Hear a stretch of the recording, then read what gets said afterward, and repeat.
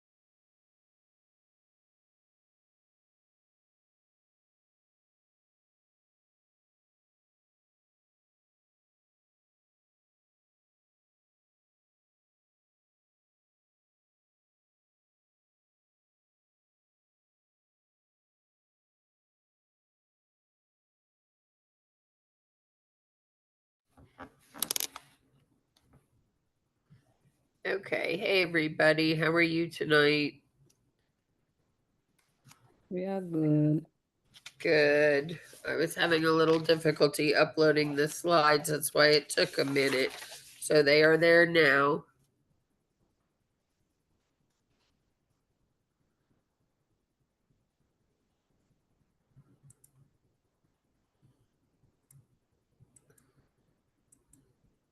So it's about 5 after, and this is the first session for tonight. So we're going to go ahead and get started.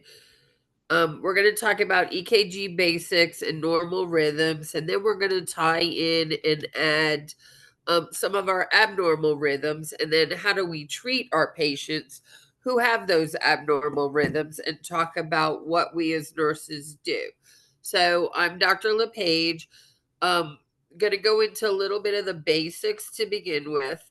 Let's look at our student learning outcomes. We want to identify the cardiac conduction system of the circulation while considering the age of the clients. Remember, every time, or not every time, but as our patients age, things start to slow down. So that also goes for our cardiac system as well. These patients tend to have more complications. One of which is atrial fibrillation, which is it's considered an abnormal cardiac rhythm, but for age, it might be normal. So taking those considerations into effect. Identify the components of the EKG waveforms and how each of those apply to the patient's condition. Discuss the normal EKG intervals and identify the waveforms on the EKG readings. And we'll talk about that, and I'll give you some tips and tricks. And then discuss lead placement and the importance. So remember, the cardiac conduction system in the heart has those specialized cells. The heart is a muscle, but what controls that? We have both a pumping action of the heart, and then we have an electrical action. We measure the pumping action of the heart by palpating a heart rate. We measure the electrical conduction of the heart by recording an EKG or putting the patient on the cardiac monitor. The SA node is the body's natural pacemaker, and that's found in the atrium. So remember our natural pacemaker, and that's what makes our heartbeat go. So oftentimes, when patients have problems with a low heart rate, it has to do with the SA node. When the SA node isn't working, then the lower segments of the conduction, which would send that conduction or that heartbeat or that electrical through the ventricles, through the bright bundle, through the bundle of His, and then into those Purkinje fibers, that's not working either. So if they're not reaching it, the heart's not able to pump out the blood, and therefore we're going to have a problem with a heart rate, especially when we're talking about sinus bradycardia. I tell my students, and I think of the atrium is a smaller. So when we have an atrial dysrhythmia or arrhythmia, that all means that it's an abnormal heartbeat or heart rhythm. Anytime we have an atrial rhythm, it's not necessarily life threatening. Can be uncomfortable for the patients. We often need treatment, or they often need treatment for it. But if we have a ventricular problem, that's bigger, and that's the ventricles is what pumps the blood out to the peripheral. So if we have a ventricular problem or a ventricular rhythm, these patients are more prone to having further complications, and ultimately they could die from this if they go into ventricular fibrillation. So, what are some disorders that affect that cardiac conduction system? Well, arrhythmias, again, ventricular are more lethal than atrial rhythms. Your bundle branch blocks, those can cause problems because that conduction is being blocked somewhere. Heart blocks, our first degree is not necessarily going to be troublesome, but our second degrees, depending on the type, because there's two types of second degree, and then our complete heart block means that the atrium is working, it's pumping its action over here, but the ventricles are not pumping the blood out. So they're not connecting. And we have a complete block somewhere in between the AV node, the SA node, the AV node, and then the bundle of His and the Purkinje fibers. Somewhere along that electrical system, it's not telling the heart to pump. We could have long QT syndrome, which places these patients more at risk for sudden cardiac death. Premature ventricular contractions, those necessarily aren't lethal or bothersome unless there's frequent or they're in a row. And then it would be ventricular tachycardia or runs of ventricular tachycardia. And then ultimately cardiac arrest, and we all know that's the worst. And how do we treat that? We start CPR, and then we're going to defibrillate, especially if they're in ventricular fibrillation. So the cardiac electrical physiology, the SA node, the AV node, the bundle of His, and then that right and left bundle branch and those Purkinje fibers. Those all pertain to the various waveforms. Your P wave is significant of your atrium because that stems from the SA node. Then your QRS is going to be your ventricular. And then your T wave is representative if this patient has had an old myocardial infarction or is currently having a myocardial infarction, which is the same as a heart attack. So you can kind of see how they interact when we're talking about the nodes and then the various waveforms. Does anybody have any questions?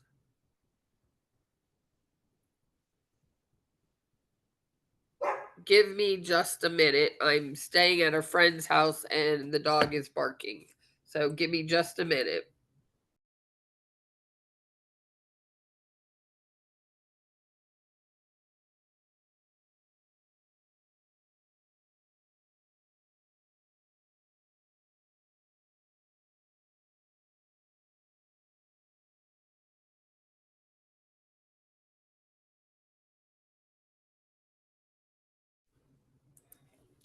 I'm so sorry, y'all. So let's talk about our actual QRS. And again, this is another depiction of our QRS, what it does. Again, your PR intervals is representative of your P waves, which is representative of your atrial conduction. Your QRS is representative of your ventricles, and that also tells you your heart rate. And then the ventricular repolarization is that T wave and has to do with previous or current MIs if the ST is elevated. When we look at the normal heart rate, there's 4 things I tell students to ask themselves. First off, you need to know kind of the definitions of those different heart rates. A normal heartbeat or a normal heart rhythm is going to have a P wave for every QRS. And as you can see, we have P waves before every QRS. It's going to be regular. And we identify that by mapping out these R, and R. Those all map out. So that's a regular rhythm. Then we identify whether that QRS complex is wide or bizarre. And it is not. And it is a normal rate. This heart rate is about 60 because this is considered a 6-second strip. And you multiply the number of QRS complexes 1, 2, 3, 4, 5, 6 by 10 because there's 60 seconds in a minute and it's a 6-second strip. So that heart rate is 60. So that's considered your normal heart rate. You can ask yourself the same questions for every rhythm. When we talk about a fast heartbeat, again, there's a P wave for every QRS, and we're mapping it out. So that's a sinus rhythm. Excuse me, The Professor. QRS Can is, you zoom in a little bit? I'm sorry? Can you zoom in a little bit? Sure. Thank you. The QRS is mapping out again, so it's considered a regular rhythm. And our QRS complex right here, the R, the Q, R, and S is narrow. So it's considered a sinus rhythm, but it's a little fast. And if we count out 1, 2, 3, 4, 5, 6, 7, 8, 9. And literature has now said that heart rates between 90 and 100, especially when we're talking about sepsis and fever and shock, is considered fast. So this heart rate is quite fast, a little bit faster. So that's considered sinus tach. Your slow heart rate is going to be, again, we have a P wave for every QRS. There's your other one. There's your other one. There's your other one. It is regular because we can map out these R to Rs. And there is a narrow QRS complex, but this one is slow. So it's going to be a sinus bradycardia. When we look at this one, this rhythm is what we call atrial fibrillation. And we can identify, we ask ourselves, is there a P wave for every QRS? Well, this one we see, but this one we can't really identify if that's a P wave. We see one here, but this one's a little shady. Is it a P wave or is it not? So there's no P wave. When we look at the irregularity of this rhythm, that can be considered an irregular rhythm. The rate is still normal, so it's 60, but it's irregular. So our definition of an irregular is atrial fibrillation, because also in all of our atrial rhythms or abnormal rhythms, remember our QRS is narrow. And in this case, the QRS is narrow. Does anybody have any questions? So the steps we want to ask ourselves is there a P wave for every QRS? Is the rhythm fast or slow? Is the rhythm regular or irregular? And then is the QRS a normal, narrow, or is it wide and bizarre? And we can see our questions right here. And then basically knowing the definition of the rhythms, going through and asking yourself those questions. So when we count this out, 1, 2, 3, 4, 5, 6, 7, what would our heart rate be? 70. 70. Is there a P wave for every QRS? Yes. Is it fast or is it slow? It's just normal, right? It's normal. It's normal. Right. And there's a P wave for every QRS, and our QRS is normal size. So the definition of that rhythm is sinus rhythm or normal sinus rhythm. Does that make Normal sense? sinus rhythm. Yep, normal sinus rhythm. Does that make sense? Yes. Good. So again, sinus rhythm, our rate is 60 to 100. Some literature says that 90 is beginning to be a little tacky.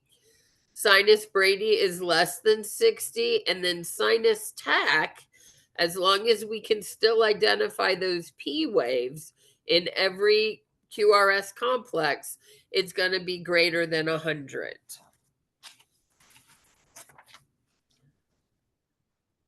So this is just a schematic that kind of tells you the heart rate. We got 7 beats, 7 complexes times 10 makes that heart rate 70. We count those number of QRSs. So 1, 2, 3, 4, 5, 6, and 7. So our sinus rhythms, we kind of went through this. There's a P wave for every QRS. It is regular, which means our QRS complexes map out. Is it fast or slow? So we said it was 70. And is the QRS wide or bizarre? And they're narrow. So that's the definition of sinus rhythm. Do we need to treat sinus rhythm? No. No, there's nothing. They're normal, right? There's nothing we need to do for this patient.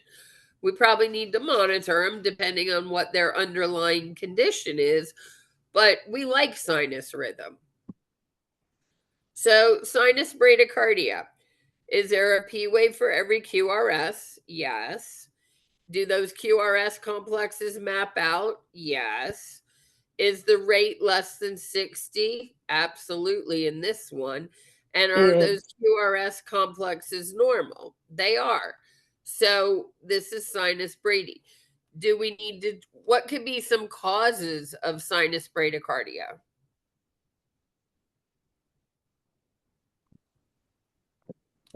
Hypokalemia, What is it? hypercalcemia. You can say Hyperglycemia, hypercalcemia. hypocalcemia, low blood pressure, medications, electrolyte imbalances can cause bradycardia. Sometimes our medications. Think about our rate control medications, such as our beta blockers or our calcium channel blockers. Digoxin. What's the goal of digoxin? To lower the heart rate, right? But we don't want it to lower it to bradycardia. So sometimes medications can do it. Sometimes infections can lower that heart rate. Exercise, especially if they're athletic, these patients can maintain a low heart rate. Heart surgeries, and then radiation therapy and some of our infections can all lower the heart rate. Do we treat sinus bradycardia? Yes. Do we treat it all the time? Not all the time. Not all the time. Yep, we need to look at the patient and what is the scenario. So if this patient, we ask ourselves, is this patient symptomatic? Means, are they dizzy? Are they lightheaded? Do they have chest pain? Are they diaphoretic? We look at all those signs of circulation to make sure that they're not compromised. So if they were, what would we treat this patient with? And there's your signs and symptoms. Atropine. Atropine, absolutely. What are some things that place a patient at risk for bradycardia? So if we said athletic activity, exercise can place them at risk. Being short of breath can place them at risk, right? Alcohol misuse, as well as recreational drug misuse. Smoking. Actually, older age can also cause it. Does that mean it's necessarily bad? Not necessarily. We have to take and see, is this patient symptomatic or not symptomatic? And then high blood pressure can cause it, stress and anxiety. Those last three, the high blood pressure, stress, well, actually, all of these can also cause sinus tachycardia as well, depending on where they are and what they've misused as far as drugs. Smoking can also cause sinus tachycardia as well, and then high blood pressure too. Stress and anxiety, absolutely. So, complications and how do we diagnose it? Complications could be sudden death. These patients could go into heart failure. They could pass out and have an injury, faint and have an injury. And then extreme fatigue leading to their inability to just function every day. Treatment, we definitely need to do a physical exam. We need to do an EKG to diagnose it. Troponin levels are going to help us diagnose whether this patient is having an active MI or not. Might get some electrolytes, a toxicology screen to see what kind of medications or illegal substances they have, and then thyroid levels. Any questions so far?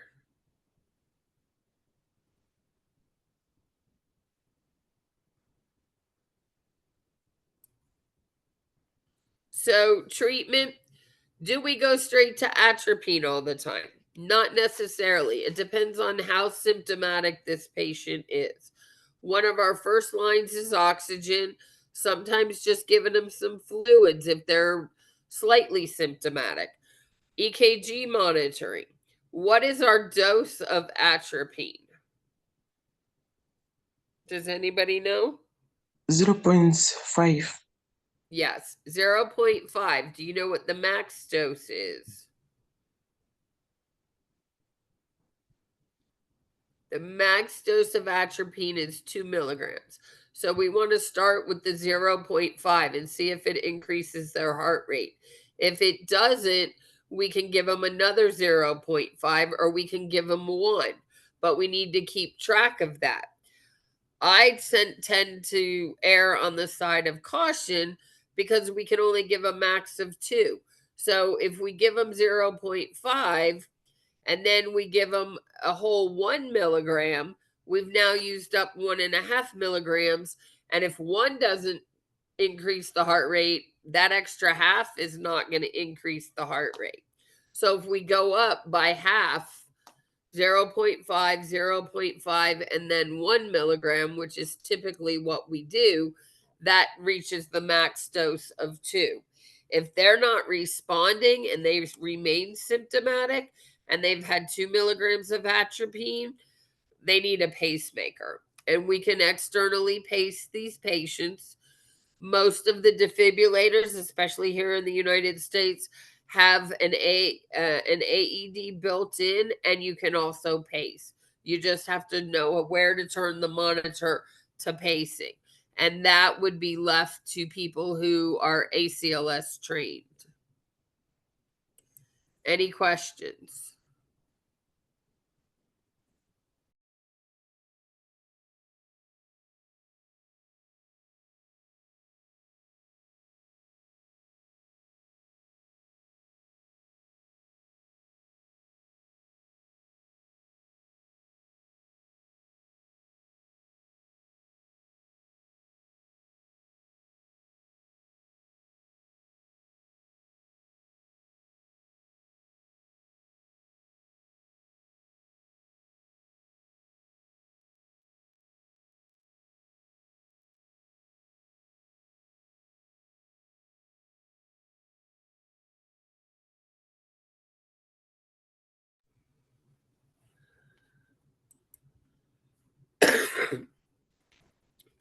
So there's our information on our atropine. It is an anticholinergic drug.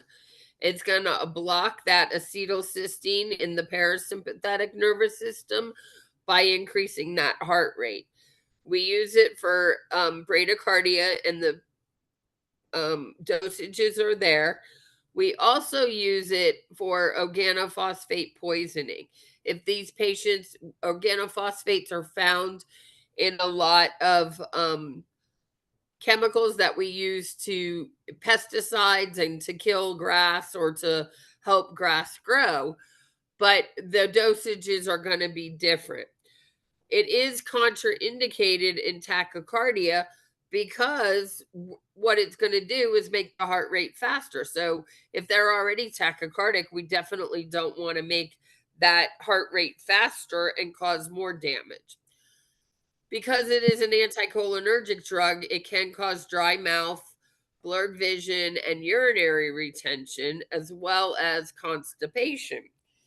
Patients can become toxic from atropine, and then they're going to develop some signs of delirium, hallucinations, and then those life-threatening tachyarrhythmias, which would be ventricular tachycardia or ventricular fibrillation. Anytime we're giving atropine, we definitely want to place this patient on a cardiac monitor. We could give them ice chips for the dry mouth, but only if they're stable, and then provide safety for them as well as monitoring their urine output. Is everybody good on those? You give first dose and then second dose when? So typically it's 5 minutes apart. Hi, I'm new to this group. Hi, welcome. So sinus tachycardia. By definition, we have a P wave for every QRS, as you can see. The rate, I'm sorry, the rhythm is regular, our R's to R's. This is not completely a 6-second strip. So it is going to be close, but a 6-second strip, you would see that this heart rate is greater than 100. I put in here rate greater than 100, less than 150 beats, because most often once their heart rate gets to be greater than 150, it may not be ventricular tachycardia. It could be a supraventricular tachycardia, and we won't see the P waves. Typically, the highest I've seen somebody go and remain sinus rhythm is about 160, and we could see a P wave. I've been doing cardiac a long time and worked one of my second jobs after being a new grad way back in the early 90s was working at Miami Heart Institute, and that's all we did was cardiac patients. So that's kind of where my passion for cardiac came in. So some of the causes of tachycardia. One of the biggest ones we see is fever, dehydration, exercise. Some of our underlying conditions, heart failure, stroke, and MI, can cause tachycardia. Stress, a panic attack can cause tachycardia as well as bradycardia, as well as alcohol withdrawal can cause tachycardia. And that is one of the signs or symptoms that we look at when we place our patients who are going through alcohol withdrawal on that CWA, that clinical index of withdrawal from alcohol. And we look at the heart rate. Energy drinks, too much caffeine, and hyperthyroidism can cause tachycardia, as well as smoking, some of those illegal drug use, and then obesity as well. Patients may or may not have symptoms with tachycardia. They may, if they do have symptoms, they may complain of a racing or a pounding heartbeat, or they'll describe it as their heart feels like it's flopping in their chest. Those are typically referred to medically as palpitations. They may or may not have some chest pain. If the heart rate goes too fast, gets way up over 100, they may have some fainting or some lightheadedness, shortness of breath. And then think about it. If your heart is pounding really, really hard and you're feeling palpitations, you're going to be a little anxious. So definitely correlate your causes with your symptoms. What's going on with this patient? We diagnose them by symptomatology. Again, what's going on with the particular patient? EKG, we do a chest x-ray to make sure that the heart size is normal and not enlarged, as in it might possibly be with heart failure. These patients may have a Holter monitor, which is that cardiac monitor that they place on for 24 or 48 hours. And I have a picture in an upcoming slide, and I'll point it out when we get to it. Definitely want to check pulse oximetry, check cardiac enzymes, and also check electrolytes and their CBC. Why their CBC? What's in the CBC that can cause tachycardia?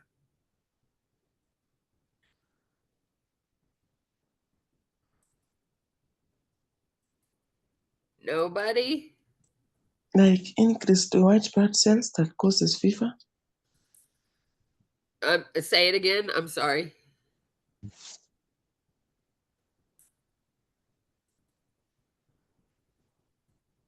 Sepsis can cause tachycardia, and we would look at their white blood cell count, right? A hyperkalemia can cause tachycardia, absolutely. And hypokalemia can cause tachycardia as well, those cardiac abnormalities. So it's really identifying what's going on with this patient. The low hemoglobin, yes, I was getting to that as well, right? The low hemoglobin, because these patients can be hypovolemic. Good. So we might do a stress test on this patient. If they came into the emergency room, we're not going to get a stress test right away. We're probably not going to get a cardiac MRI right away, but we can get an echocardiogram. There's a lot of red tape with getting those cardiac MRIs because it's not going to change the treatment that we do in an emergency setting. So risk factors, again, some of the same: smoking, stress, anxiety, illicit drug use, sometimes an unhealthy diet. That heart has to compensate for the extra weight, and then increased caffeine intake and alcohol. What are some medications that can cause tachycardia?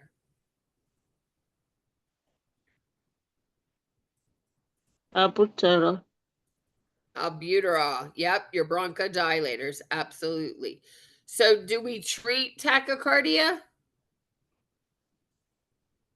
Depends on what the cause is. We're going to treat that underlying cause. If it's a fever or dehydration, we're going to give them fluids. If it's hypovolemia, we're going to give them fluid resuscitation. We may give them some beta blockers, some calcium channel blockers, educate them on smoking cessation, and then diet, exercise, and decrease in sodium and alcohol intake. Encouraging regular exercise, because remember, the heart is a muscle, right? We got to keep that muscle pumping and working, and the best way to do it is by exercising. So our beta blockers, we've gone over beta blockers in several different scenarios. There's two categories. Beta 1 receptors affect mainly the heart rate, and those are the ones that we're going to be prescribed for these patients. We use them for irregular rhythms to increase that blood flow through the heart. Your cardiac beta 1 receptors are going to be your atenolol, bisoprolol, esmolol, metoprolol, and nebivolol. So bistolic, Zebeta, tenormin, and Brezablock, and low pressor. So if we're giving them a medication to lower the heart rate, then it can cause bradycardia, GI upset. They can also cause hyperglycemia and bronchospasm. So we really need to monitor these patients. One of the biggest side effects, and it depends on the age of the patient and oftentimes the gender, but if we're giving this medication to a 40-year-old male and it causes some sexual dysfunction, what is the likelihood that they're going to continue on that treatment regimen? So we need to be ensuring that they're monitoring and taking the medication as they should be. Calcium channel blockers are going to restrict the amount of calcium that enters the cardiac and those smooth muscles.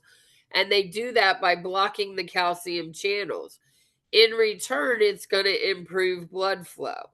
And then we use it to decrease the heart rate and decrease the blood pressure in some patients. Your examples are your amlodipine, diltiazem, verapamil, and nifedipine. The side effects again are going to be bradycardia. You can have these patients can have some CNS side effects, the dizziness, headache, and the fatigue. Cardizem in particular, diltiazem, does cause some swelling in the lower extremities. So we need to be watching these patients carefully. And then with any of these medications, you want to obtain the heart rate and the blood pressure prior to administering it. If the heart rate was below what rate, we would hold the medication.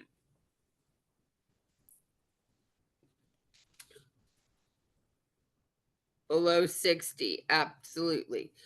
With beta blockers, you have to watch if they has asthma, right? It's contraindicated. Yes, you are correct. There are some alpha 1, which means they work particularly on the heart. But somebody who has asthma, don't give me a beta blocker because I don't want to run the chances.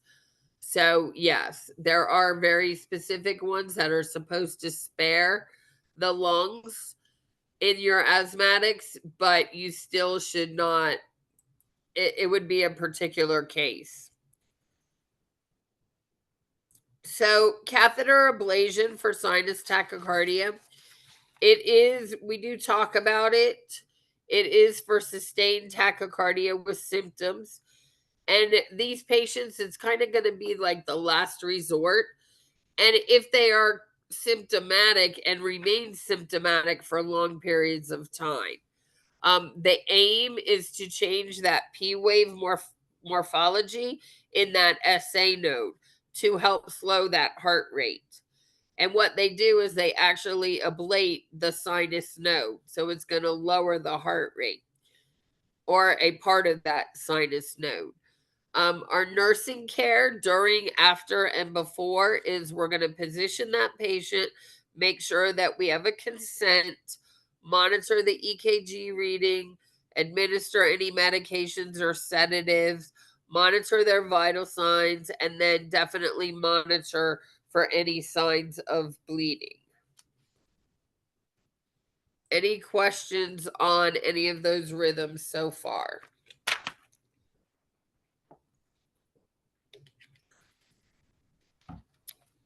Okay.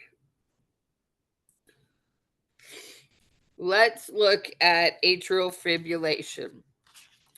So, by definition, atrial fibrillation is an irregular heart rhythm. It can be fast or it can be slow. And the atria is going to beat irregularly. So, you see that here. In your typical heart rate, your SA impulse then travels down the Purkinje fibers, well, first through the AV node, down the Purkinje fibers, bundle a His, and then causes that heartbeat. When we have atrial fibrillation, the atrium's just going chaotic. It's doing whatever it wants to do. And it's not coordinating, not talking, not giving a good report to that ventricle. So it's going to show like this. And this would be a very irregular rhythm. By definition, atrial fibrillation is irregular. And it is out of sync with those ventricles. They're not talking. So let's take a look at these rhythms. They're 6 seconds. Is it fast or is it slow?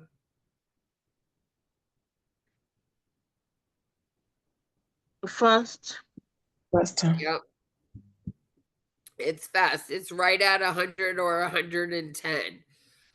Is it regular or irregular? Irregular. Irregular. Is there a P wave for every QRS? So this is your normal heart rhythm. This one is, we can't see. I can't tell if there's one here. I can't really tell if there's one here. I can't tell there. I might see one here. I might see one here. And I might see one here.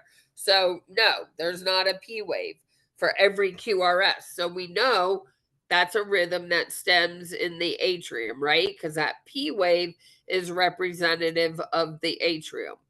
And then is that QRS wide and bizarre? No. So it's atrial fibrillation by definition. So what are some risk factors of atrial fibrillation?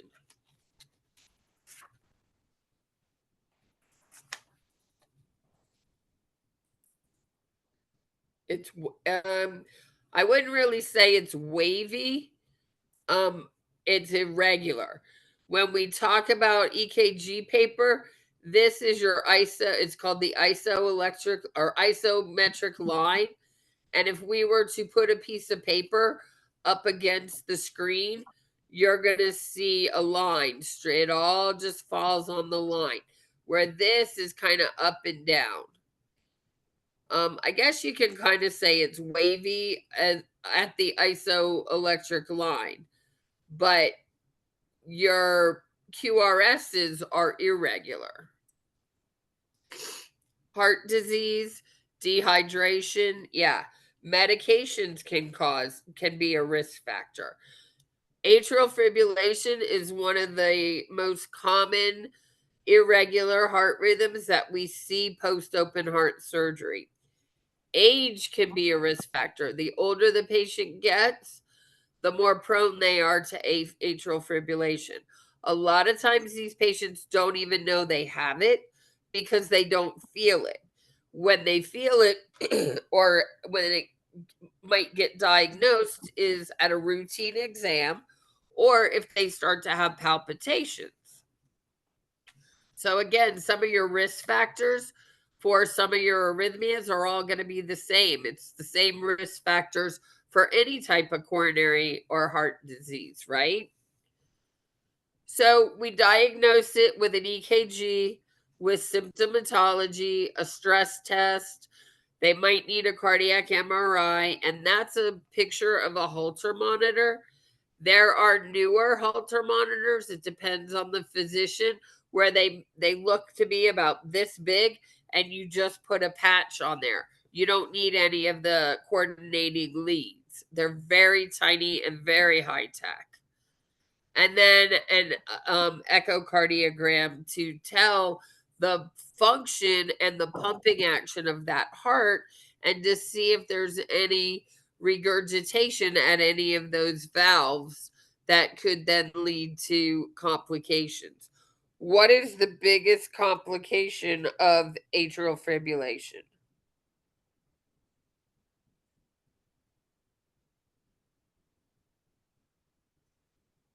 Anybody know?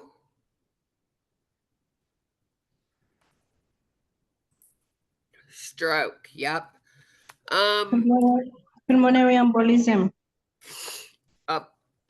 Well, not necessarily a pulmonary embolism. It's going to be an emboli, but it's more so stroke. How I kind of view it and remember it is the atrium's on top, so that blood clot's going to go to the brain, to the head. AFib typically does not cause an MI. Your ventricular fibrillation is an MI and a clot. Yeah, your blood clots, your thromboembolisms, and your stroke are your biggest complications. We treat atrial fib with beta blockers to control the rate, calcium channel blockers to help control the heartbeat and the pumping, anticoagulants to prevent those blood clots, and then antiarrhythmics to restore that rhythm back to a normal rhythm. That's our goal. We may need to do some cardioversion where they do use electricity, but it's at a much lower voltage. And the joules, it's called joules, Joules, and they use much lower joules and electricity to cardiovert. The nurse's role in cardioversion is we're going to monitor this patient and we're going to probably sedate this patient if there's time. Because if they're symptomatic and that heart rate is very high, we need to get that rate controlled. It's typically not a lethal rhythm. These patients can have complications from prolonged atrial fibrillation, like hypotension, hypovolemia. They can feel crappy and not want to do anything, but it's typically does not cause any lethal arrhythmias.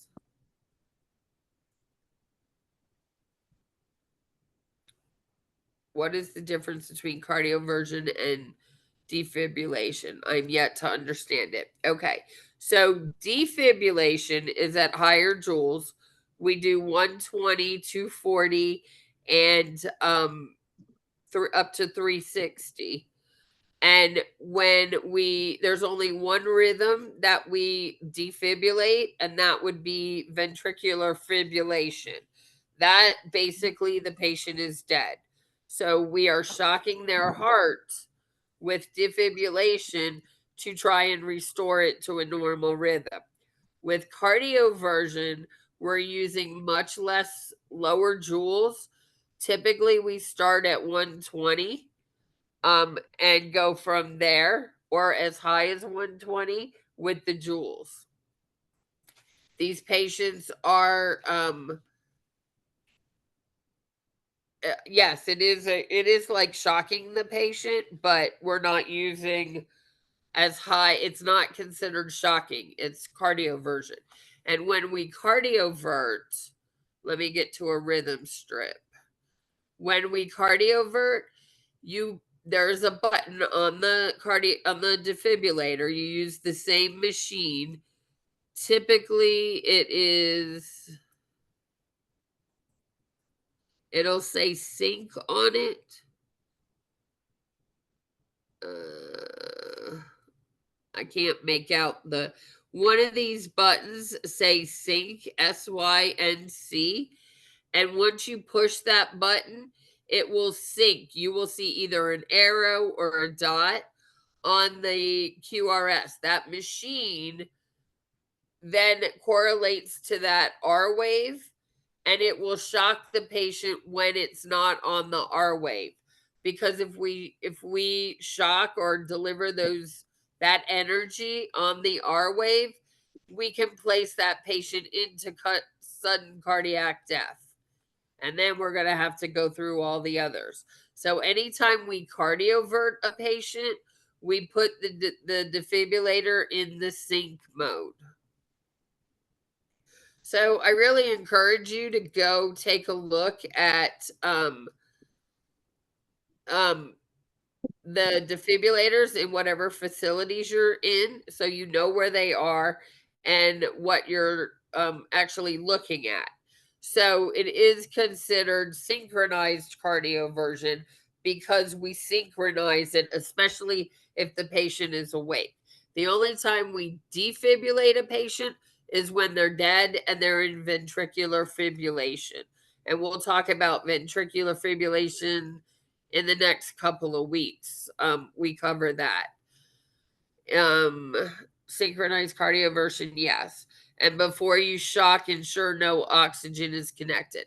Well, not just oxygen. You need to make sure that everybody is clear. And if you're the person, you definitely need to be ACLS certified before you are touching the machine or doing anything with it.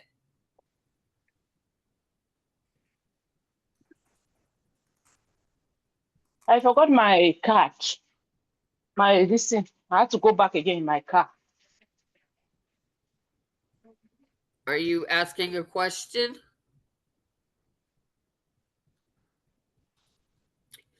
So somebody put in here defibrillation. We use it for VTAC and VFib. Yes and no. We use it for ventricular tachycardia if there is no pulse. So patients can be in ventricular tachycardia and have a heart rate. We do not use it if they have a heart rate. We do not defibrillate if they have a heart rate, because I promise you, if you defibrillate and they have a heart rate, they're not going to have a heart rate. You're going to put them into ventricular fibrillation. Asystole is not a shockable rhythm. Asystole is, you need to find out the cause of the asystole, and we'll talk about that in another session. The only shockable rhythm is VFib. You defib VFib. If the VTAC, the patient does not have a heartbeat, you treat it like ventricular fibrillation, which is why we say you defib VFib.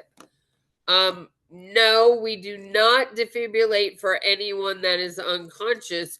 We defibrillate if they are in ventricular fibrillation. A patient can be unconscious and in asystole. A patient can be unconscious and in several different types of rhythm. They can be in sinus rhythm and be unconscious. Why are they unconscious? So that's not a all or nothing statement. VFib, you defib, yes. Asystole needs CPR, absolutely. Asystole, we do CPR, and then we figure out the causes. And we'll talk about that in a later session as well when we talk about the most lethal rhythms. So signs and symptoms of AFib, again, they can be asymptomatic. They may feel that fast fluttering or pounding heart. They may have some palpitations. They may or may not have chest pain, dizziness, fatigue, shortness of breath, and weakness.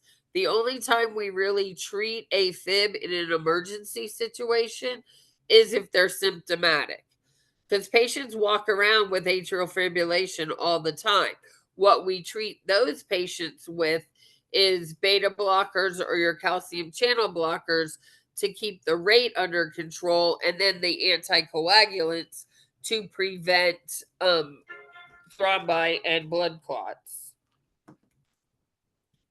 So again, we only treat them if they're symptomatic. And there's some of your symptoms that would make them symptomatic. So what is our role in cardioversion? We're going to be the ones to monitor the patient.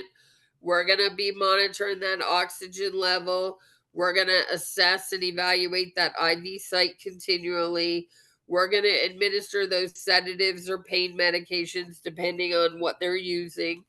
We're going to ensure that there's a consent on the chart, and we're going to provide emotional support for the patient. You do have to be ACLS certified in order to participate in cardioversions or be the person that pushes the button or administers those medications, because you need to know what to do should something go wrong and not be expected. Any more questions on that?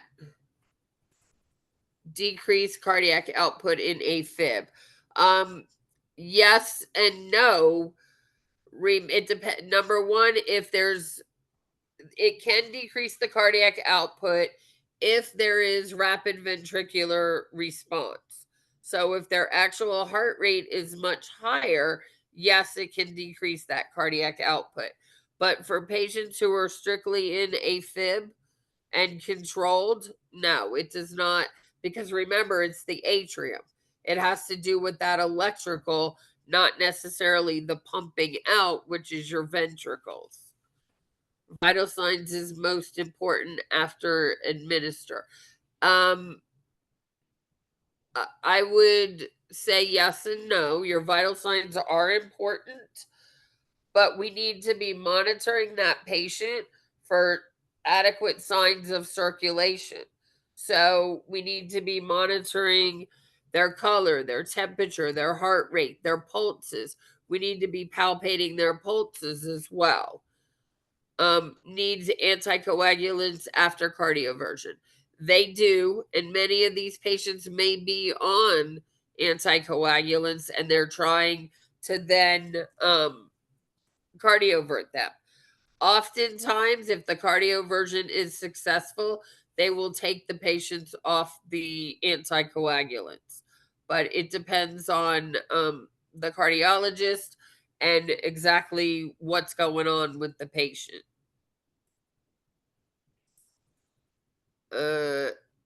Yes, we give CPR and epinephrine for asystole. We do not give beta blockers for asystole. That patient is dead. They have no electrical and they have no heartbeat. So, we do not, a beta blocker is not going to do anything for that patient. The CPR, perfusion, and epinephrine to try and get that heart back. So, complications of AFib, we talked about stroke. They can go into that rapid ventricular response, which is that RVR. They can develop some valve disorders. And again, it is the most common complication that we see as an abnormal rhythm after coronary artery bypass or open heart CABG surgery.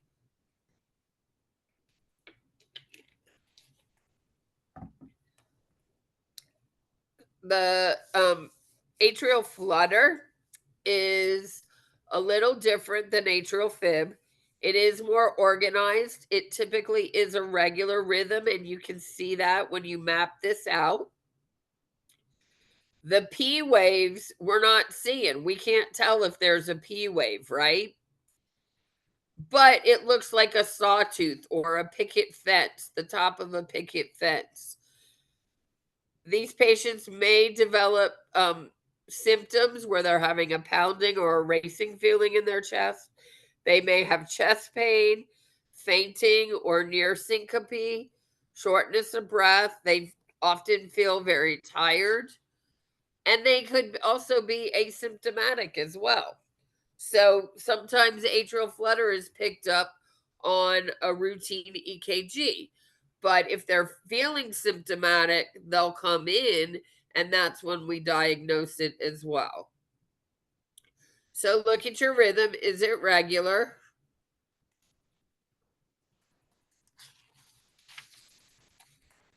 Is it regular? Yes, it's regular. Yes, it's regular. Is it fast or slow? That's a 6-second strip. It's fast. It's fast. What's the rate? 110. 110. Absolutely. 110. Is there a P wave for every QRS? Yes. Yes. There's actually kind of 2 P waves for every QRS, right? Yeah. And is Yes. that QRS wide or bizarre? No. So that's the definition of the atrial flutter. You see that sawtooth or that picket fence, and this would be considered a 2-to-1 atrial flutter. So there's 2 P waves, or in essence, 2 waves before that QRS. Professor, excuse me. You Yes. said bizarre or wider. What do you mean by bizarre? Is there anything to know when the word bizarre is used? I was only catching every other word of what you said. What? You said, is the rhythm bizarre or wide?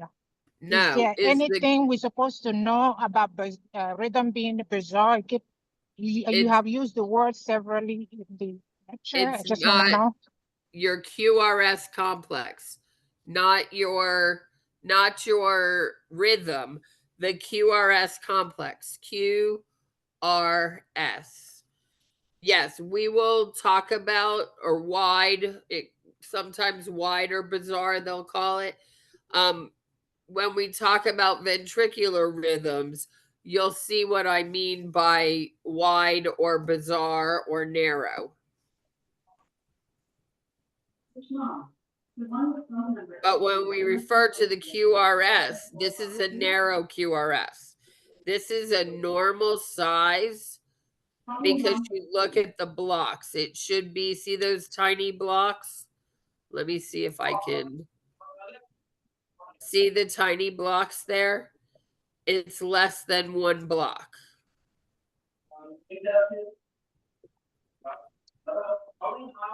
Does that help? Yes, Professor.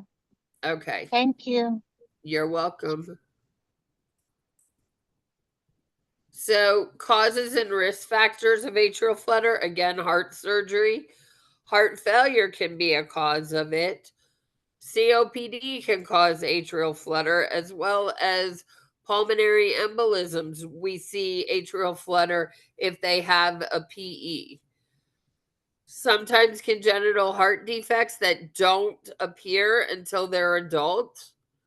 And then older age can cause atrial flutter, as well as the recent heart surgery. We diagnose it the same way.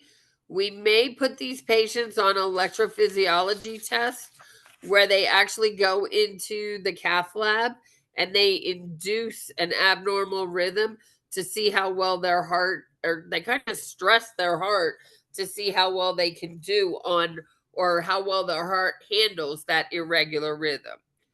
An event monitor is typically longer.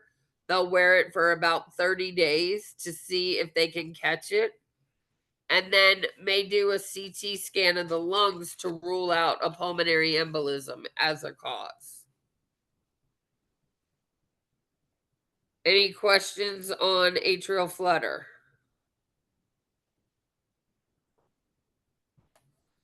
Any questions on atrial fib?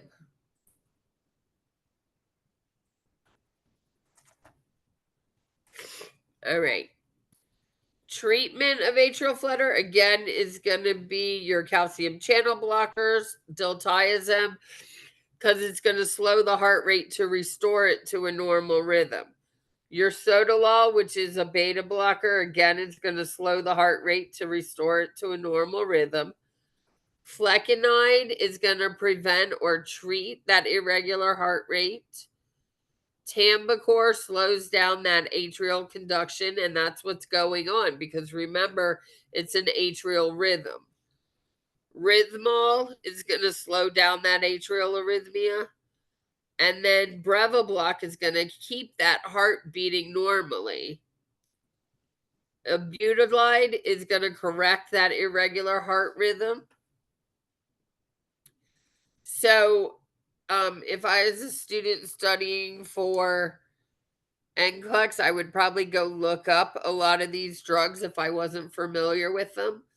Flecainide tends to have some undesirable side effects, so the compliance with that medication is not always 100%. So, evaluation of atrial flutter, we're going to get the patient's heart rate and the rhythm.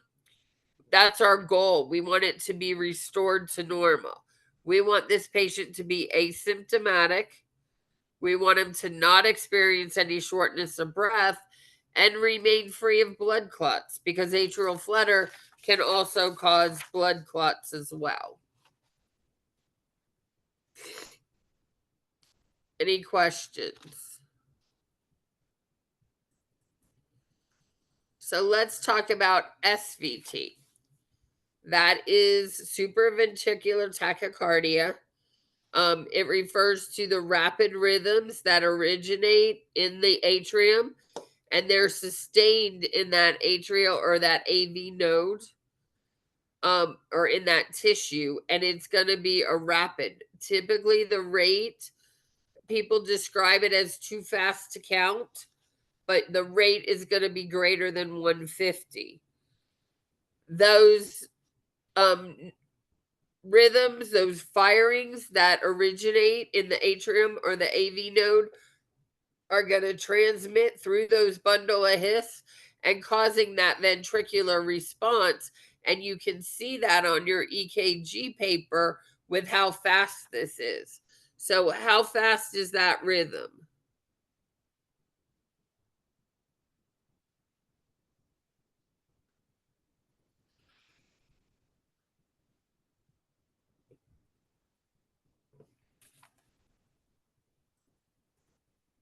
Yeah, it's about 200.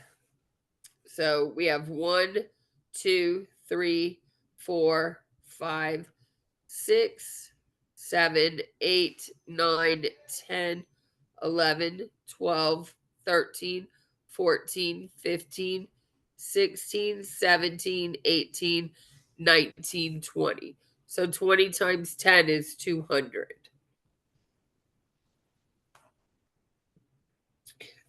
We look at when we are asking ourselves our questions, is it fast or is it slow? It's fast. Is it regular or irregular? SVT is typically regular.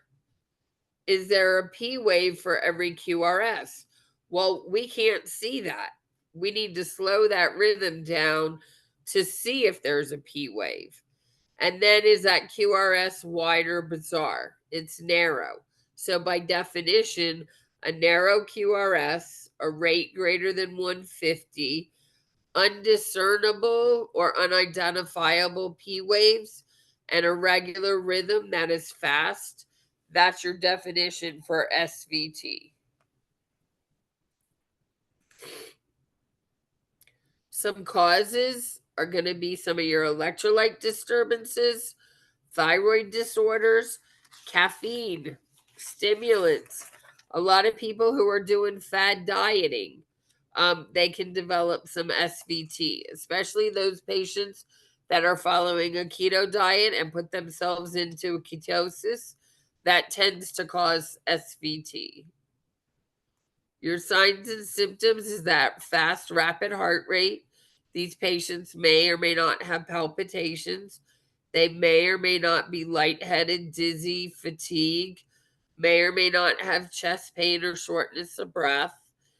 Sometimes it's what we call positional, where if they bend down or they move a certain way, it may throw them into SVT. Extreme heat can also cause a patient to go into SVT. We diagnose it with the symptoms, with the EKG, and with the Holter monitor. We can do a stress test if once the patient is stable to try and elicit it or cause that SVT. What is the medication that we administer for SVT?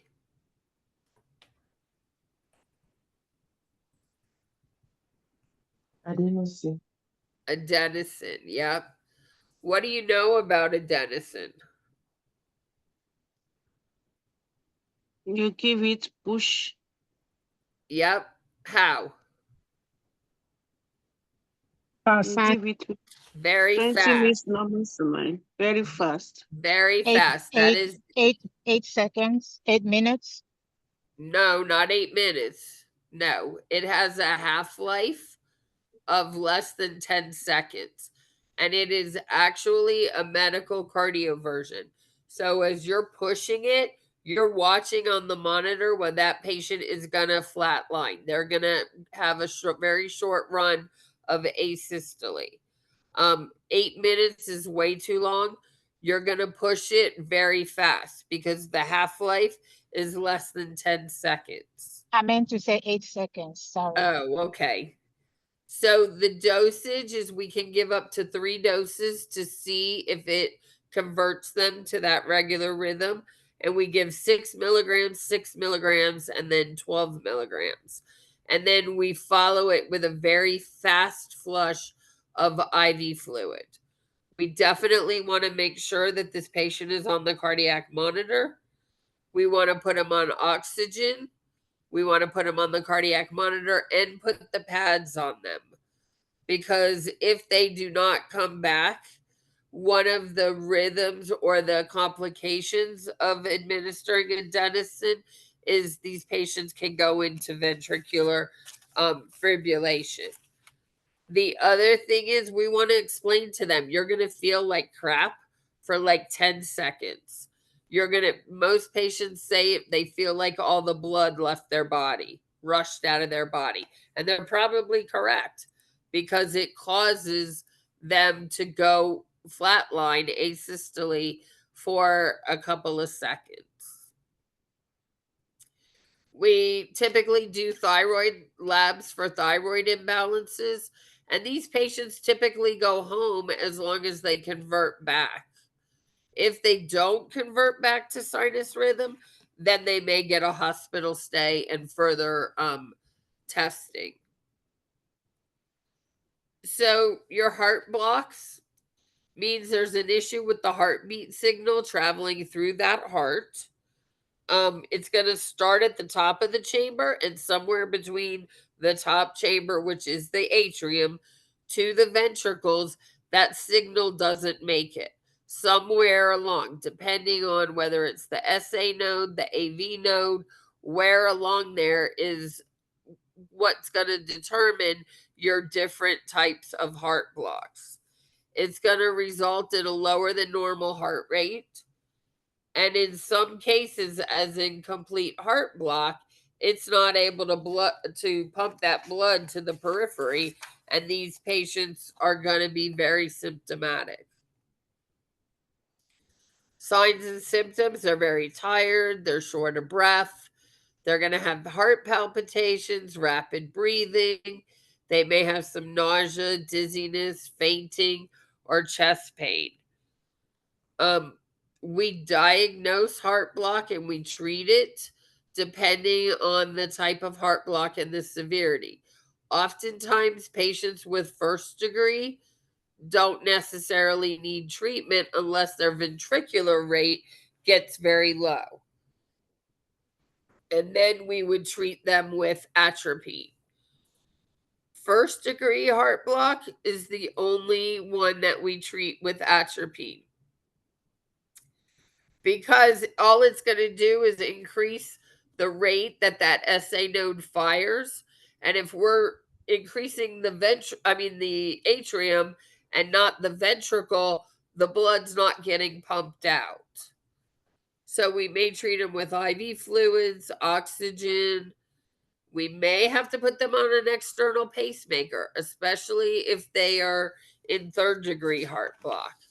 And then they will go for a permanent pacemaker. Some complications: they may develop cardiomyopathy, heart valve diseases. They may develop some scarring in that conduction system. They may have developed some issues with the heart structure from birth or since birth that now causes them to go into a heart block. Heart damage, or if damage is caused during open heart surgery. Some of your medications can place patients into third degree heart block. Exposures to some toxins, particularly your pesticides and some of your organophosphates. Sleep apnea can put patients in heart block. And some of your autoimmune disorders and genetic anomalies. Any questions on any of those rhythms? The patient will go into shock. What do you mean with what? What will they go into shock?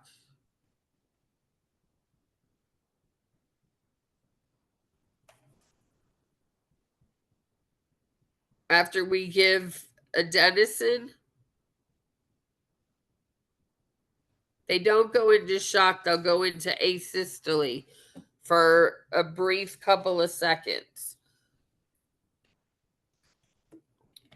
And they will go into shock and they will come through after 30 minutes. I'm not sure what you're referring to.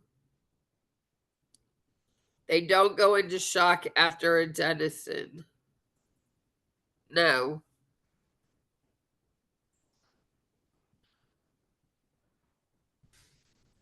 All right. Are y'all ready to do some questions? So, a nurse is managing a client whose EKG is shown below. Which interventions are appropriate? So, this is a select all that apply question. So, there's going to be more than one answer choice.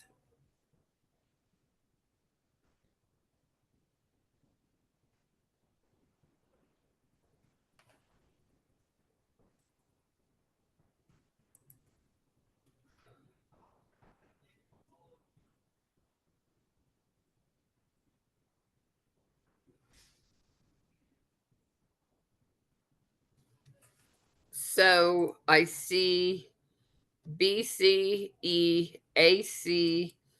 Let's talk about that. So, what is the rhythm? So, go through your steps. Is it fast or is it slow? It's fast. It's fast. Is there a P wave for every QRS? I can't discern or see a discernible P wave for every QRS. Is it regular or irregular? I see it very irregular. Yeah, it's very irregular and it's fast. Our QRS is narrow, so by definition, this is atrial fibrillation with an RVR.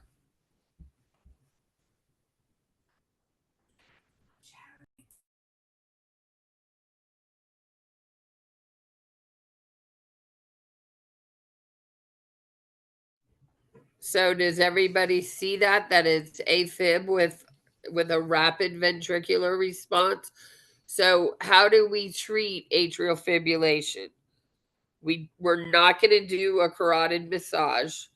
And as nurses, we don't do carotid massages. We're not going to give them a medication like adenosine because it's atrial fibrillation. Remember, atrial fib is only, I'm sorry, atrial fib, adenosine is only for SVT. I'm sorry. We could administer propranolol IV, which can slow that rhythm, and it's a beta blocker, which is indicated for that treatment. If they're symptomatic, we can perform cardioversion. And we're not going to give them atropine because atropine is going to raise that heart rate, and we don't want to do that. So the correct answers are C and D. Does everybody see that and understand? Yes. Yes, no adenosine and no atropine. Absolutely. Adenosine is only indicated for SVT. Occasionally, we have given it in the ER to identify whether it's SVT or atrial fib with RVR when the heart rate is extremely fast and we can't identify it. But that is most often it's only used for SVT. What do you mean you can't see the screen? You did not see my screen. And by SVT is sinus ventricular tachycardia. It's not ventricular tachycardia. This is atrial fibrillation. So go through our steps. Can you see the screen now? No, you say you would give adenosine for SVTs. I'm trying to understand what you mean by ventricular. I mean, sinus ventricular tachycardia for adenosine, right? No. Supraventricular tachycardia. SVT, supraventricular tachycardia. So it means it's above the ventricle and it's in the atrium. So for SVT, supraventricular, not sinus. Thank you. Professor, please, what's the indication for carotid massage? Nurses do not do carotid massages, and the physicians may do a carotid massage if the patient is in SVT to decrease the heart rate. But as nurses, we do not perform a carotid massage. Thank So, you. So, Professor, how will an SVT look in EKG? So an SVT could look similar to this, but it's going to be regular. So go back to, close your eyes all because I'm scrolling through. Sorry. That would be SVT. It's fast, but it's regular. You see how regular that looks versus this one? That is irregular. That's very irregular, right? Our R's are not mapping out. So sometimes you can take, if you take a piece of paper, or there's a tool called calipers, and you can map them out and you just turn it. You put the calipers on the R to R and then you turn them and map it out. But just looking at this is very irregular. The length from this R to this R is not the same as this R to this R. And this is not the same as either of those. Do you see that?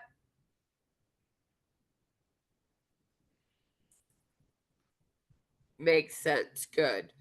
Sawtooth is for atrial flutter. Yes. And that is not sawtooth. That is because those are irregular. And in your atrial flutter is a regular rhythm. So close your eyes for a minute. When we go back to atrial flutter,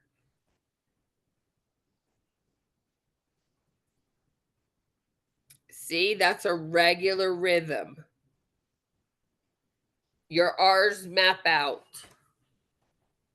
Do you see the difference? Makes sense. Okay.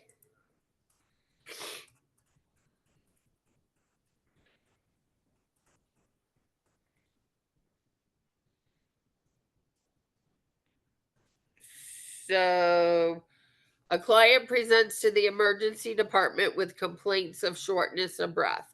On attaching the EKG monitor, the nurse recognizes which of the following rhythms. So, again, go through. C. What is it? Atrial fibrillation. Yes, it's atrial fibrillation. Yes, that is correct. Does everybody see that? Okay. So, a nurse is monitoring various clients in telemetry and observes different waveforms. Which client should the nurse assess first? So, this is going to be A, this is B, this is C, and this is D. I couldn't get the C and D to show up on the screen. It was late and I was frustrated. So which one do you think is worse? Let's go through each rhythm. A, which is a heart block. A is a heart block.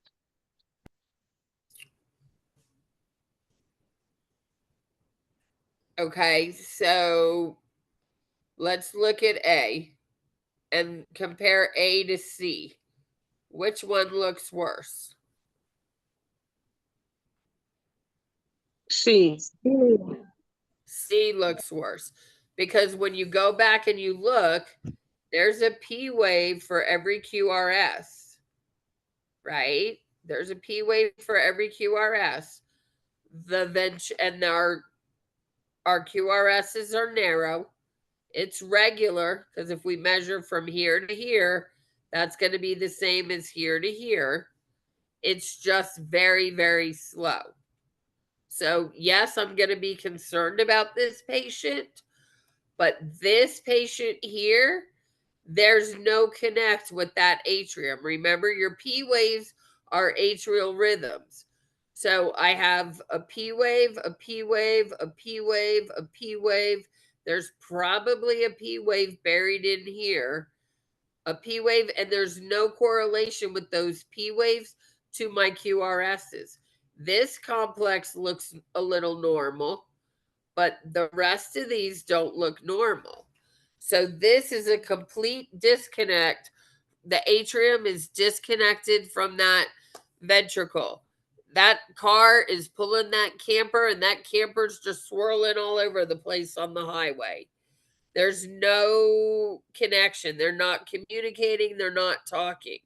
So the first person I'm going to see is this patient, the C patient. Does everybody see that? Yes. So if I was to put these patients in priority order, we've identified we're going to see C first. Which one would we see next? A. A, because A is only got a heart rate of 30. I want to go see if this patient is symptomatic, right? And then which one would you see, B or D? B. Go next. B. He's in atrial fib. He may very well be living in atrial fib all the time, but I still need to go assess him because D is normal He is sinus normal. rhythm. He is Yeah. normal. Yeah. So, So Professor, I'm gonna see C, A, B, and then D. Yes. Did you so have a question? yes, Professor. I was gonna ask because A looks more like a second degree heart block to me. Is there any reason why I missed? Because I feel like some of the strips is missing a QRS. So it is a second degree heart block. You are correct, because that PR interval is very elongated. But it is a sinus. It's a sinus rhythm with a first degree heart block. This is third degree heart block. This patient is going to be sicker. This atrium is not talking to that ventricle. They're doing their own thing. You know, when a car pulls a camper or a trailer, well, that car's moving, but that trailer's just doing whatever it wants to do in back of it. There's no connection. So we need to figure out why, and we need to go see that patient first. Patients with second degree heart block, they can deteriorate, but your patients with complete heart block are going to deteriorate faster and worse. So C is a complete block. C is a complete heart block. Okay, thank you. So a nurse finds a client unresponsive with no pulse and the cardiac monitor shows asystole. Which of the following interventions should the nurse take? A. A. A. A, yep. Because asystole, we do not shock, so we do not defibrillate asystole. We definitely do not do synchronized cardioversion because there's nothing to sync it to. And we're not going to administer amiodarone. This person needs epinephrine. The only medication we really give asystole is epinephrine unless we've identified the cause of that asystole. A nurse is managing a client whose EKG is shown below. What is the most appropriate initial action by the nurse? So that's a double priority, right? So identify that rhythm first. Ask yourself the questions. Is it faster? Is it slow? B. Is it Is it regular or irregular? It's Is regular. regular. It's regular. Is there a P wave for every QRS? Yes. No. And No. is that QRS narrow or wide and bizarre? It's narrow. It's narrow. Narrow. So what is that rhythm? It's tachycardia. Sinus tachycardia. Sinus tachycardia. So what am I going to do for that rhythm? You want to assess first. Yeah, we're going to assess first. Assess the We're going patient. to assess that client's pain and fluid status because both of those can cause sinus tachycardia, right? A nurse is educating student nurses about tachyarrhythmias. Which of the following EKG findings are consistent with atrial fibrillation? So this question is basically asking you what's the definition of atrial fibrillation. So it's a select all that apply question.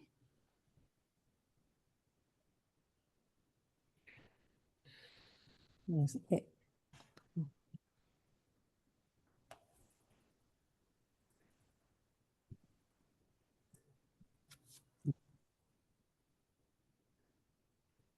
So do we think atrial fib is indicative of A, irregular rhythm? Yes. Yes. How about absent P waves? Yes. Yes. Yes. AFib Yes. has absent P waves. How Yeah. about sawtooth No. flutter waves? That is for atrial flutter. That That is is, for you flutter. are correct. Atrial That flutter, is for yeah. atrial flutter. And is there narrow QRS complexes? Yes. Yes. And is there a prolonged PR interval? No. No. No. So our correct answers are A, Mhm. B, and D. Everybody good with that? You said ABD, right? Why Yes, do we ma'am. take C? Okay. B is okay, BD. Why what? She thought you said So the C. correct answer is ABD, right? A, B, Right. and D as in dog, yeah. ABD. Okay, ABD. thank you. Whoops. So a nurse is caring for 4 clients. Which client should the nurse assess first? So again, that's that priority question. What are we going to see first? C.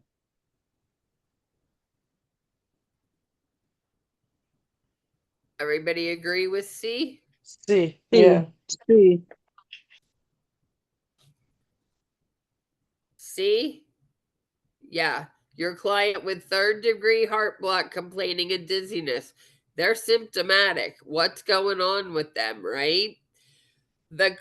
If we were going to put them in priority order, which one would you see next? B.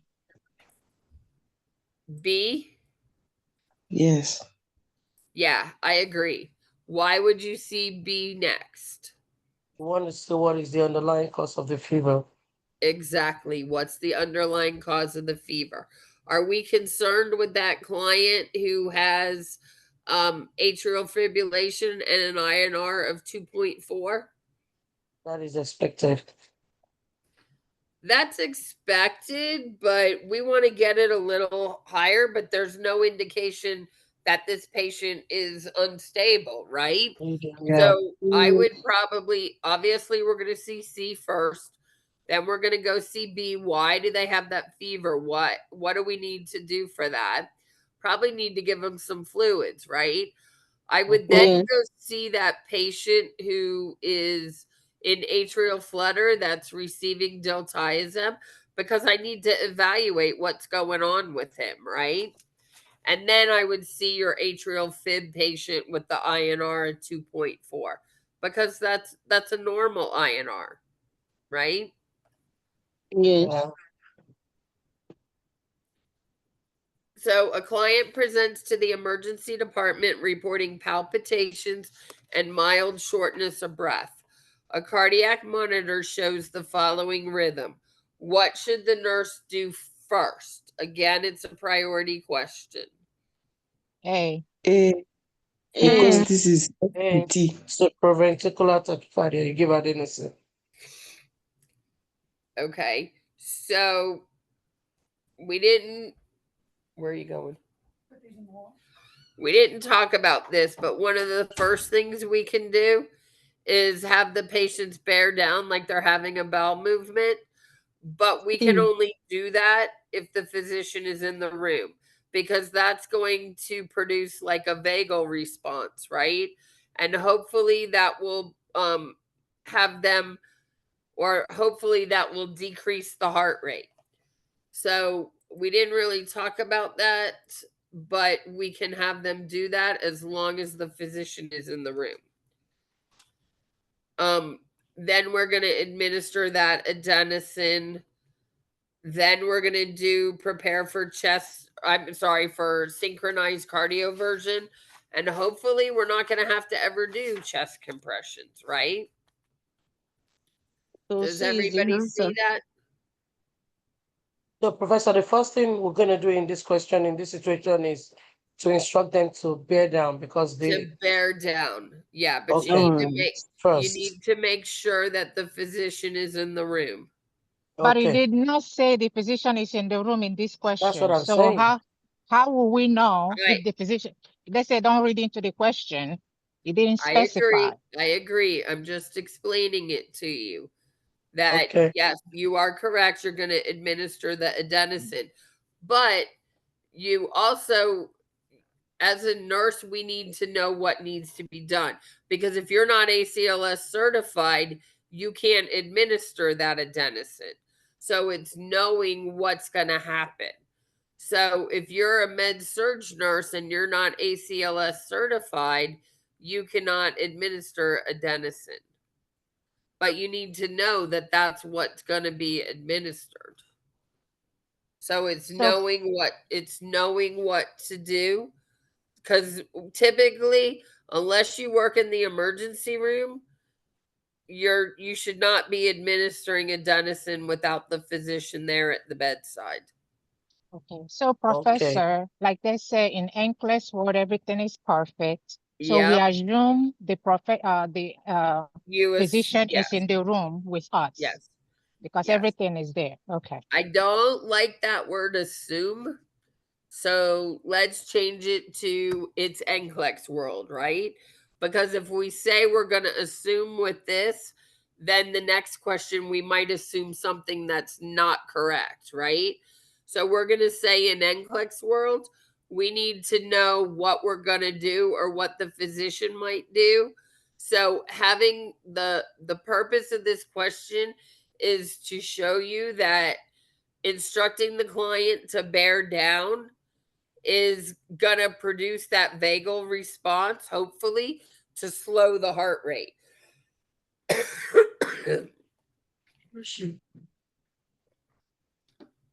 Does that make sense?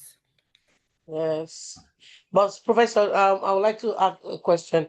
So Sure. if the question was rewarded, everything the same, then they say what should be the nurse's priority, and they say what should be the nurse's priority. Okay. So the answer would be to give the adenosine, right? So no, the priority would be have the patient bear down, because remember, we want to go least invasive to most invasive. So we would have the patient bear down.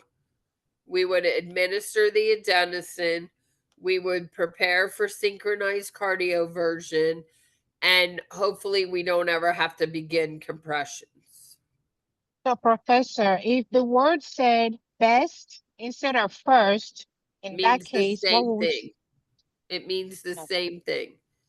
You're still going to instruct the patient to bear down, because you want to induce that vagal response to try and lower that heart rate. And then you're going to administer the adenosine. and then you're going to do synchronized cardioversion. I probably should have mentioned that.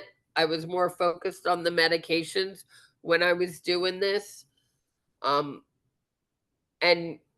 in reality, bearing down typically doesn't work. So in the emergency room, we go straight to the adenosine.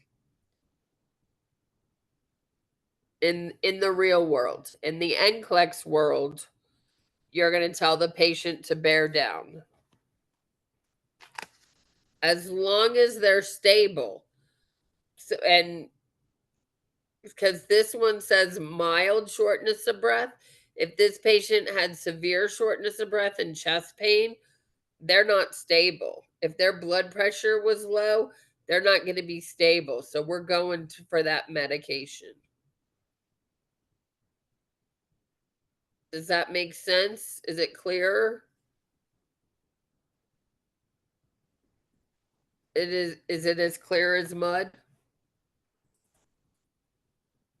I understand that when the question says do first, in most cases, all are right, but which one can we do first? Yes, that is correct.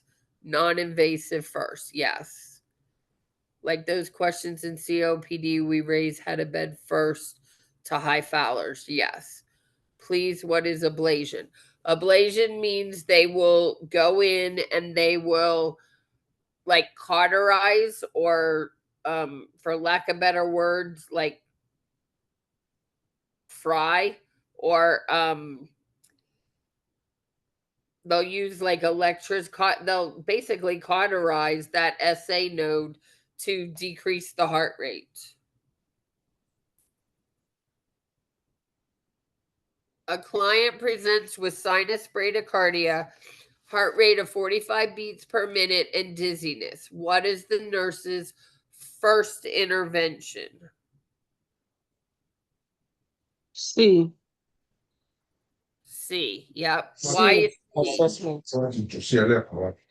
We still want to check the underlying cause. If the blood pressure, since the blood pressure, because of the dizziness, I want to check if the blood pressure is low. Yep. Because they could, very good. Because they could have a low heart rate because their blood pressure's low when they're dizzy. Yep. Good job. Yep. Good job. If you were going to put this one in priority order, what would you do? What would you do next? So it's CBDA. CBDAB. CBDA. CBDA. Okay. So again, we need an order to transcutaneously pace. That's what I'm saying. So it will be CBAD. And you need to be ACLS certified to transcutaneous pace a patient. So it would probably be C, B, then A, and then D.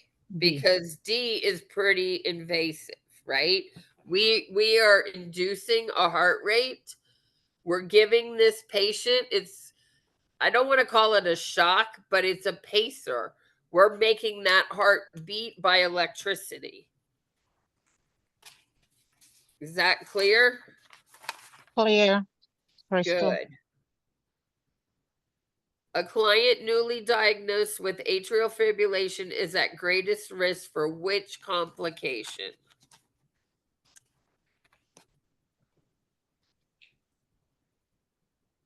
B. A. B. Pulmonary edema. So what is the biggest? C. A. D. Oh my God. A. Yeah. So y'all are all over.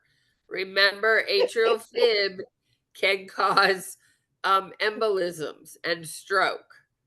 Doesn't typically cause pulmonary edema. Not going to cause valvular stenosis, and does not typically cause an MI.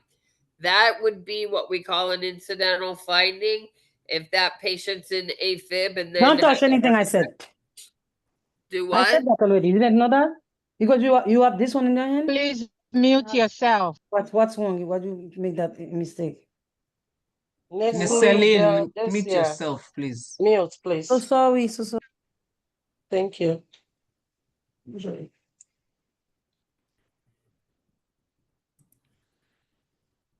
Okay, so are we good on this one? No, Professor. So So what will be C the is answer, the answer, please? or what? Professor, can you repeat it? Okay, Explanation. the answer is C. A thromboembolism. Thromboembolism. Remember, atrial Okay. fibrillation places this patient at greater risk for having a stroke. And a stroke is a thromboembolism. It's a blood clot that travels to the brain. The brain, that's right. I'm sorry? Atrial fib does not cause valvular stenosis. That's more of a mechanical thing. Your pulmonary edema, it's not going to cause that. That's basically how I think of it. That's the lungs, and that's a backup.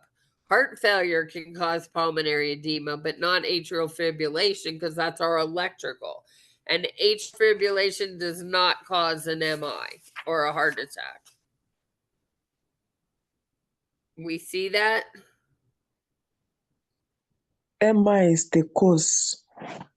MI is a heart attack.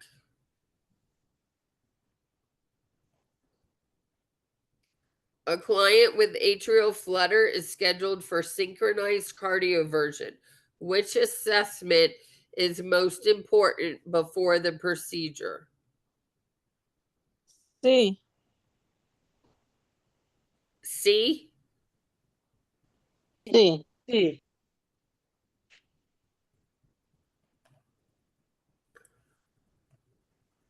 To assess C for as in cat. B.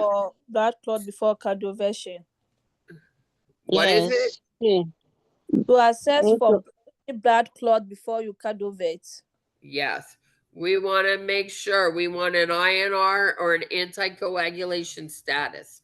Absolutely. We want to make sure that there's not any blood clots because what happens, or they're not at risk for blood clots, because once we cardiovert, that blood clot can go to wherever in the body and cause more problems. Absolutely. You're correct. C. C is the answer choice.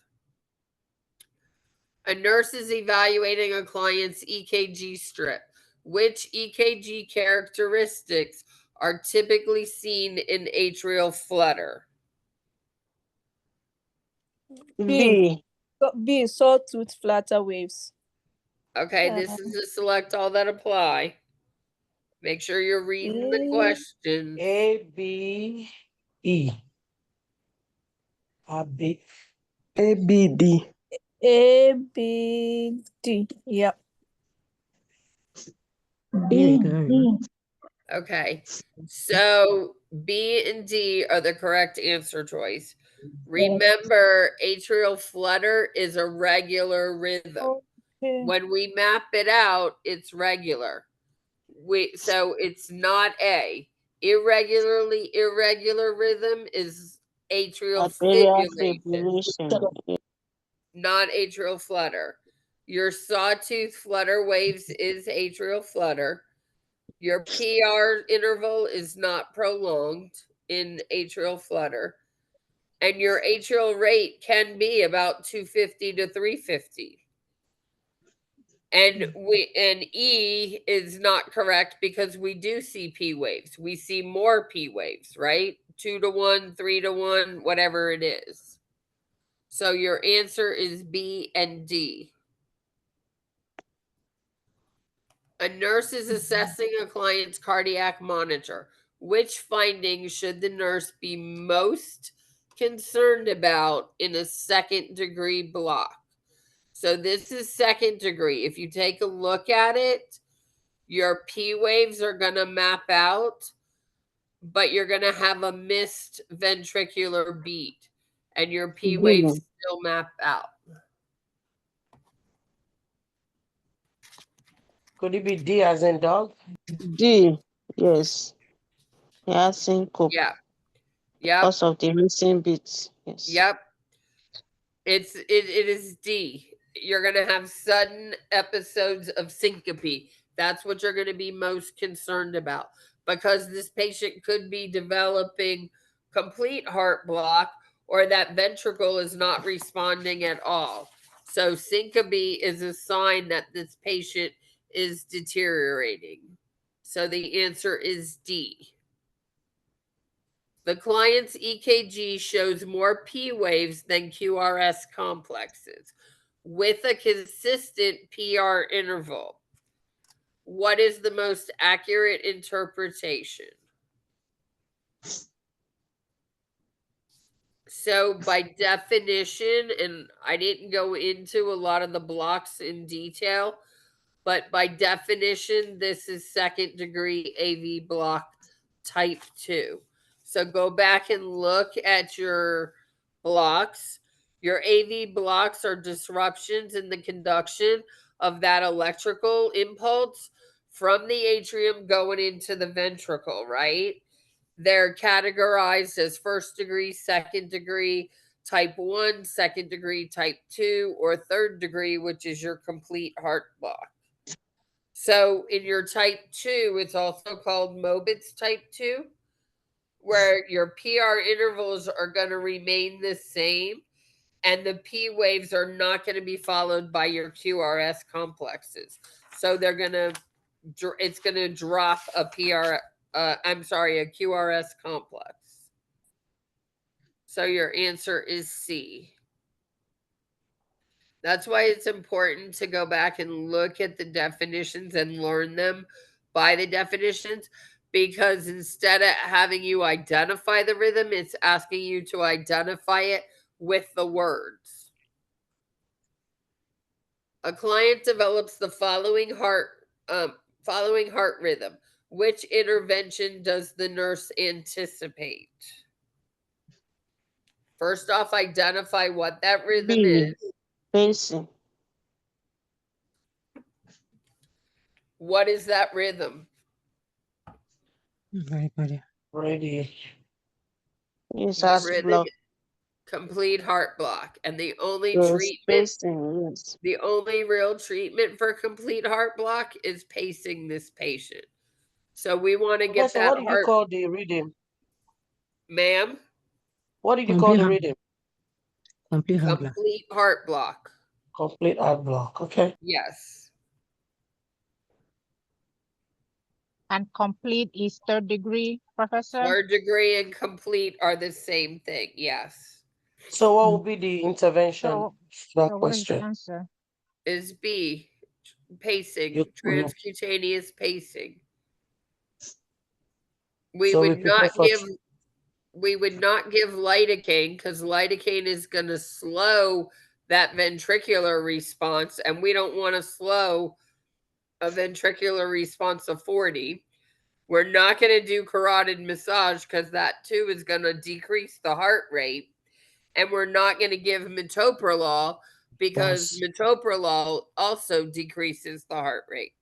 So if you weren't sure of the answer choice or what this rhythm was, think about what the answer choices do.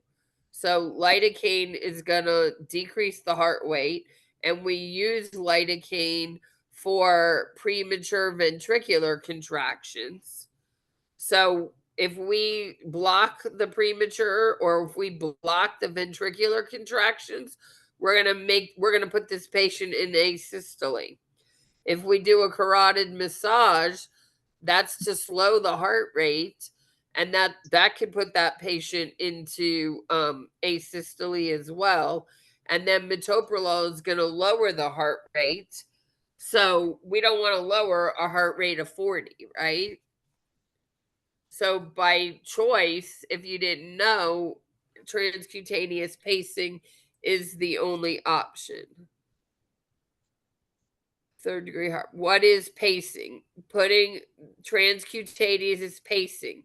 We put the pads on the patient, and we turn the defibrillator to the pacing mode, and we turn up the electricity until we see a pacer spike and then a QRS complex.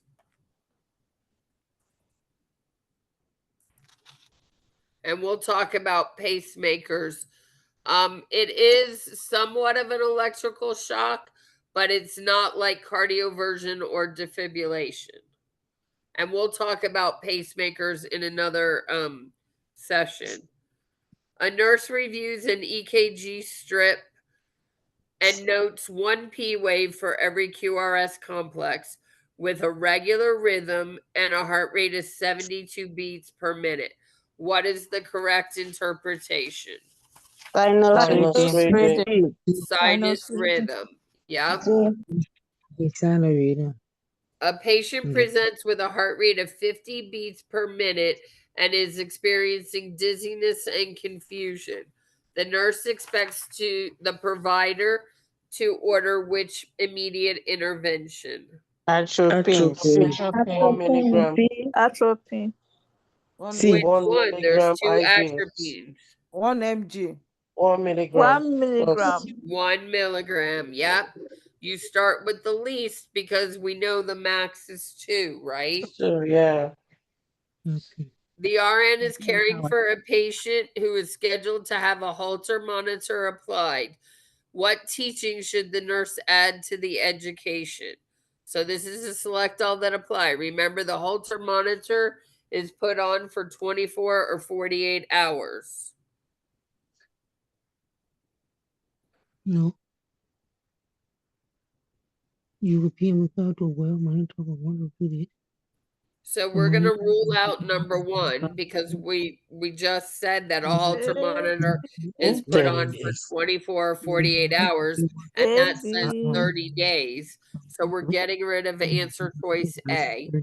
Answer choice B I like because that's what we put it on for, right? Yeah, B and C. C is gonna, the purpose of it is to identify those abnormal rhythms that might be missed on a single 12 lead EKG. So C is correct. What about D? You will not be able to have an MRI wearing the Holter monitor. It's not correct. Why? Correct. Can they go in an MRI machine with an external device on? No. They cannot. No. Yeah. BCD. So it's BCD. Yeah. Yep. So do you all have another session? Is there another session after this? Yeah. I think so. Yes. Okay. There's one at 9 o'clock. I'm not sure. Let's Okay. check the schedule. So I'm gonna go ahead and let you all, I'm gonna say goodnight and let you all go to the next session because it's a couple minutes after. So Thank I you, want to get the Professor. answer to that last question, please. Thank you so much, the Professor. answer to the last question was B, C, and D. Thank you so much. Thank You're you, welcome. Thank you, Professor. God You're bless you. welcome. Thank you. I'm glad it was helpful. Yeah, it was really. Do we have another class? Yeah, they said you all had, there is another class. I'm sorry, the option D is what, please? What do you mean option D, what? The answers, you said B, C, and D. Option D is what? Please log into the website. The slide is there and use the slide. Yeah, please. the slides are on the website. I've already taken it down. I couldn't even tell. Yes, no MRI. They can't go into the MRI. Okay, no MRI, thank you. All right, y'all have a good night. And all of those questions come from the readiness assessment test.